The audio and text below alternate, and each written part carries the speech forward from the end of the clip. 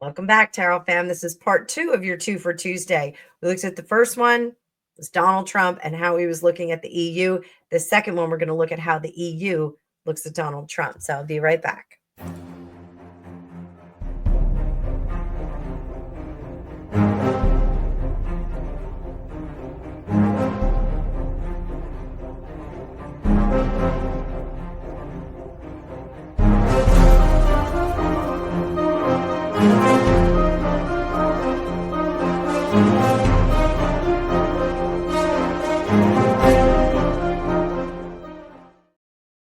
All right, Tarot fam. It's your favorite place for tarot political reading. So we are going to talk about the EU and how they are viewing Donald Trump's opinion and influence over things in Europe. So let's get right into it. But before I do that, I want to remind you all that it is Past Lives Week. So I am running a special on past life guided meditations. So if you would like to explore a past life, a phobia, a connection with someone, go down into the link and you can get a very special price on that this week. I have very special pricing all month long on different readings. Every week we're going to do something different. And I do have mini courses coming out on my digital academy very, very soon. I will keep you guys aware of when those drop. I'm going to have a bundled price and have lots of fun stuff for you. So all of you tarot maniacs, get ready to study. Let's bring up that card view and hit that like button. Let's go and see what we can see. So first question, how does the EU view Donald Trump's influence and behavior on the world stage right now? Everybody's talking about the tariffs. I know that he has them paused. I'm recording this on Monday night, the 14th at about 9:10 at night. So everybody was talking about the earthquake in California today. They kind of got distracted from the tariffs, but let's see how the EU is viewing Donald Trump's influence. They don't seem to really like him very much. The Empress, 2 of Pentacles, 3 of Pentacles, Hierophant, and 2 of Cups. Let's pull one more card up here. The Hermit, isolationism, and the King of Cups. Under the surface, they are not digging this dude at all. The stench of independence is sometimes a little bit difficult for some countries to understand when they are closely located to each other. They share borders, that kind of thing. It is very easy for the United States to be an independent state, a country, because of its geographic design. It is bordering on 2 other countries.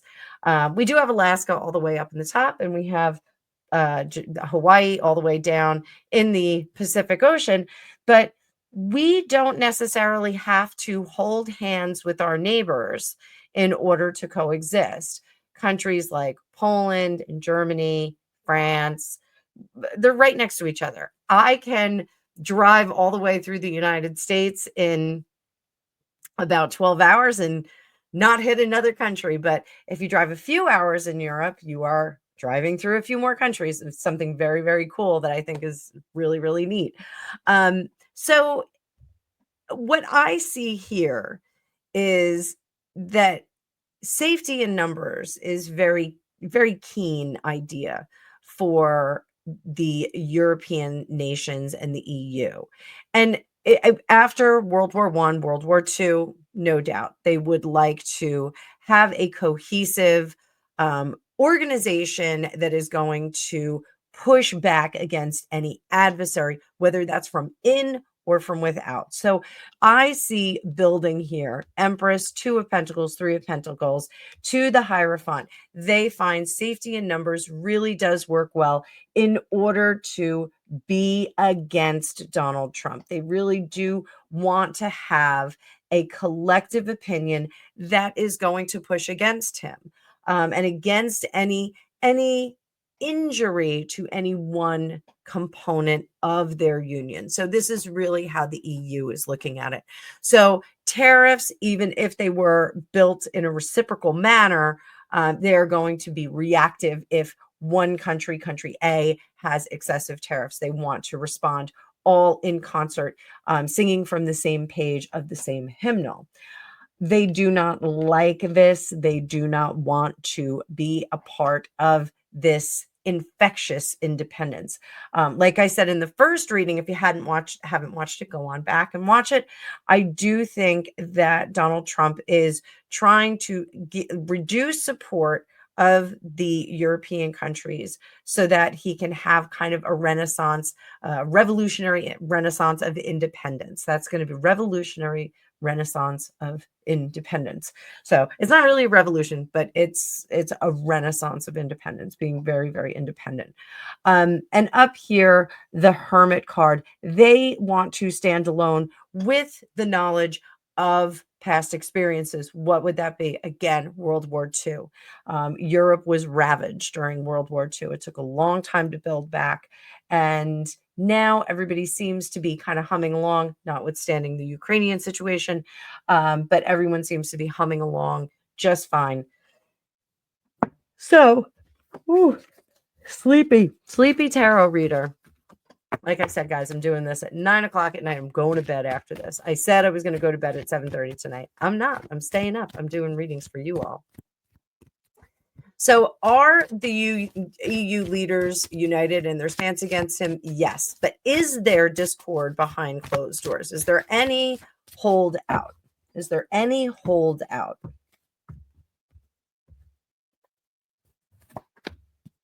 Three of Cups, Page of Pentacles. No, they're all in alignment on this. So I wanted to see if there was any cracks in the alliance there. Was the EU politically prepared for this second Trump presidency? Was it prepared?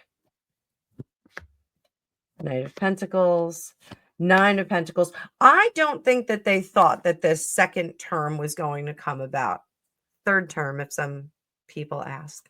But I don't think that they anticipated the second term. I think they really did believe that he would not be voted in and that Kamala Harris would.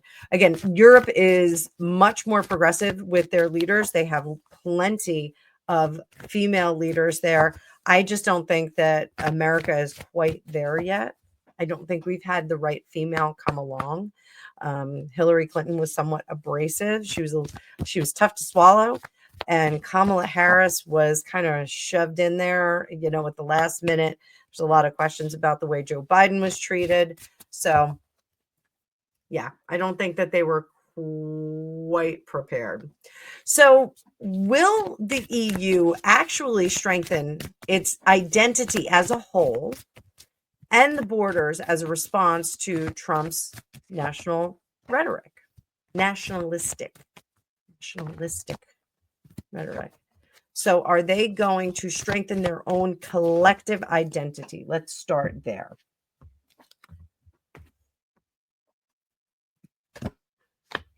Two of Cups, Ace of Wands, Lovers, Page of Pentacles, Judgment. I do believe that yes, they will, and I think we're going to see more and more decidedly collective kind of language and idealism, ideas coming out of the independent states of the EU. So the individual countries and leaders, I think, are going to start echoing the same kind of language, same kind of statements, the same sentiments about different things that will be going on. So in the world politically, that sort of thing. So I did think that when the tariffs came down, that all the countries were going to run to him with a different kind of conversation. And I think to a certain extent, that did happen. I think countries came with their own vested interest in there because he didn't just throw a tariff and a round number out at everyone. He gave different countries different reciprocal tariffs. And I think that kind of separated the outcry or the discussions that came. So we got some different bespoke conversations that came to the table, I think we will see more of those conversations coming in that are cohesive. So I do think that now that after the kerfuffle has happened, they're going to start to have more of a common language, common tone that is going to come to him. It'll be a little bit slow. It's not going to happen as quickly as it would have pre-tariffs. But I do think that they're going to start saying the same things to him. Very neat. Very smart, if you ask me. Under the surface, they are ready to fight. They are ready to fight. So is there any karmic connection between the EU and Trump? Like, I don't know, some former empire. Whoops, I flipped some cards over.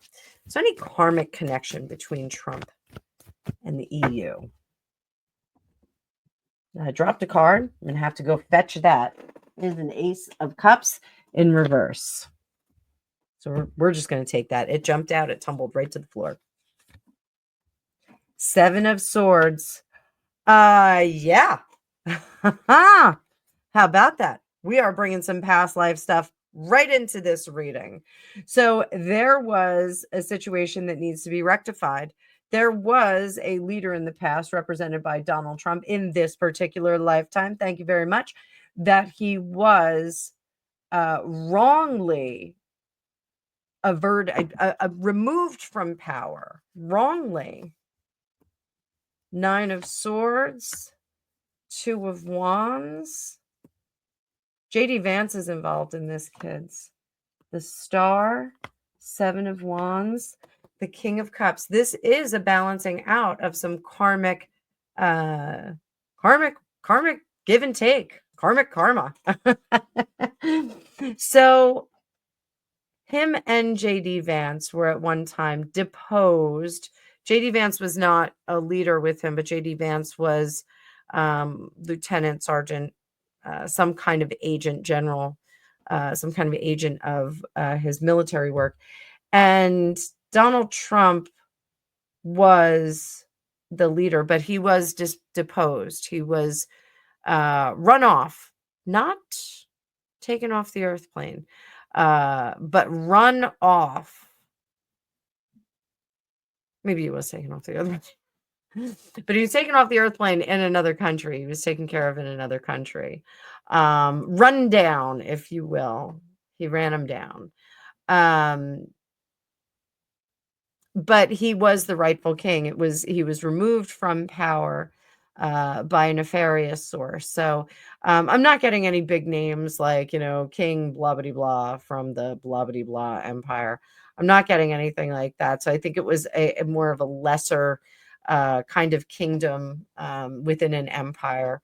But it does feel like I'm on a British Isle, an Irish Isle. I'm getting an actual crown. I'm actually seeing a crown and a little bit of a longer hair, kind of like a King Farquaad or King Farquaad, Lord Farquaad, Lord Farquaad kind of style. Just like a little bit of hair chopped off here. Not chopped off here, but chopped off here. So, there was a situation that is karmically being rectified. But in that past life, Donald Trump was the rightful leader and should have been left in that position. So does the EU have allies in the political realm that are working behind the scenes to counterbalance Trump's impact? Talking about spies. Right? Spies.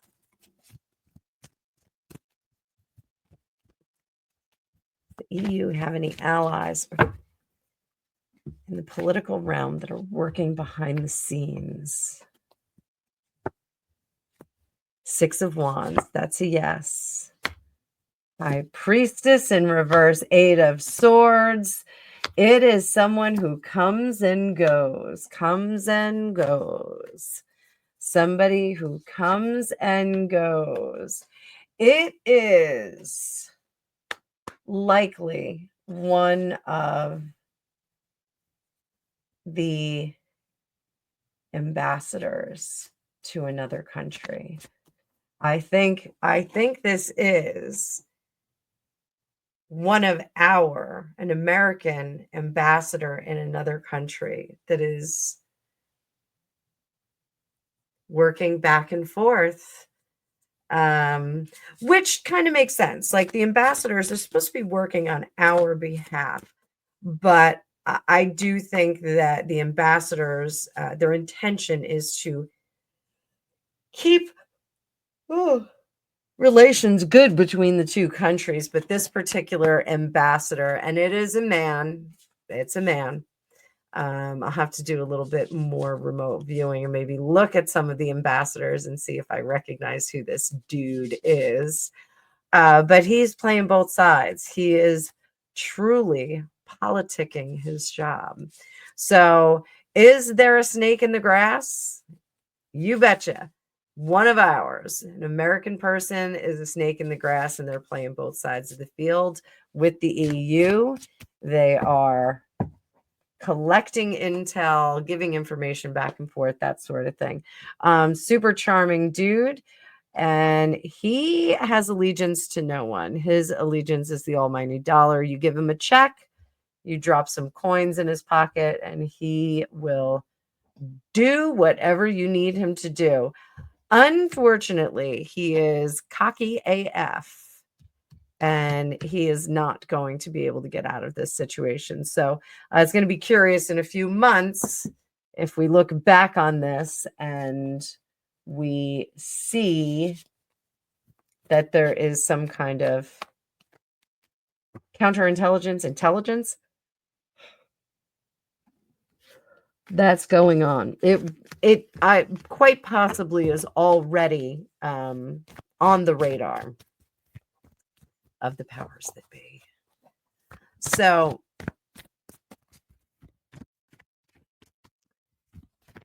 is there a time, is the EU going to become, at this point, is the EU going to become stronger or more fractured under the pressure from Donald Trump and the United States? Is the EU going to become stronger or more fractured? Stronger, more fractured, stronger, more fractured. It's a tough one. Tough one. More fractured. I do think that they become stronger in their verbalizing of not being happy with the current disposition from the leader of the United States, not being happy about that, what he is doing. They'll be able to say, well, we don't like that. We don't like that. We don't like it. They're going to be able to say that. However, more fractured is very interesting because this doesn't say more fractured.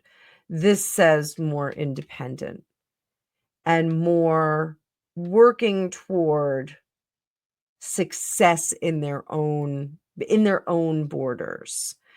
So this again is the independent countries being lifted up and being more successful on their own. They're going to bitch about it, but they're going to do well. So let's do final insights. Is the EU entering a new energetic phase or preparing for collapse or rebirth? Are we preparing for collapse or rebirth?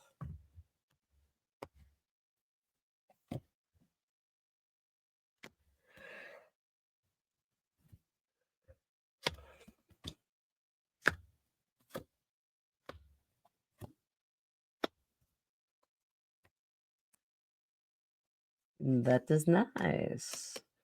That is nice.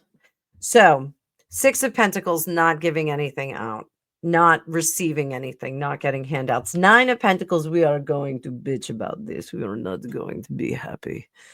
And then here, the Seven of Cups, things will get very confusing, very cloudy. Five of Swords. Yes, I do think that there's going to be conflict and disagreements about the way that Europe will go.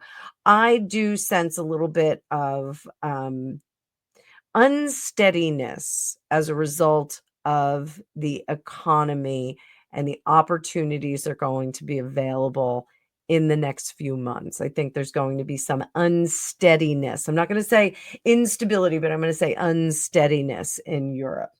And then here, that ship gets righted, but it is not by a handout. It's not by being lifted up by someone else. Oh, so sorry. Up here, this Empress in reverse, they are going to struggle with trying to create on their own, within their own cultures, within those own independent national cultures. They're going to struggle with that until that kind of wears out, until it runs its course. You know how when there's a bar fight, sometimes you just kind of have to let it run its course, like you can't necessarily break it up. That's going to happen in Europe. Just a little bit. There's going to be a lot of conflict, not only between the people and the leadership, but between the idea of collectivism under the EU and independent countries. So I think there's going to be again a renaissance of independence. How do we want to live? Do we want to work hard and achieve, or do we want to be, have a soft and easy life and get? So I think it's going to be very interesting. So is the EU headed for a collapse? That's how I frame this question: collapse or rebirth. I think we do see a kerfuffle for some time and then a rebirth. That Page of Swords at the end is absolutely rebirth. So I do think we're going to have an interesting summer in Europe. Let's put it that way. So if you're planning on vacationing in Europe this summer, maybe wait to buy your tickets. Ooh, just saying. Oh, not a boring topic, not a boring reader, just a very tired reader. So I do hope that you guys enjoyed this. I hope you found this interesting. Let me know what you think about the future of the EU. Do you think that having the European Union, I mean, we tried the euro did not work, it didn't stick, didn't make fetch happen. But how do you feel about the European Union being a collective as it was designed to be? How do you feel about that? Especially if it were going to be under one currency, one leadership, one organization that's going to be calling the shots. Do you think that it's necessary to be prepared against invading countries a la Ukraine and Russia? Do you think that it's a situation that would be wise in the face of a potential World War III, or if another country starts to rise up, like we saw in World War II and World War I? I'm curious what you think. I'm just reading the cards here. I do have a good scope of history because I was a history minor, but I'm reading the energetics here. I'm reading where things are headed, and I'd love to know what your thoughts are on this. So I hope you enjoyed this 2 for Tuesday. Like I said, there's going to be a Mark Zuckerberg sandwich here, so you're going to get some Mark Zuckerberg in the middle.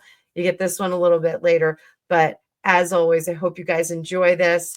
My political readings, I get mixed reviews on them, so I hope you're liking them. I hope you want to see more of them, because I really like to do them. So I will see all of you in the future. Don't forget to hit that like button on your way out. And thank you so much.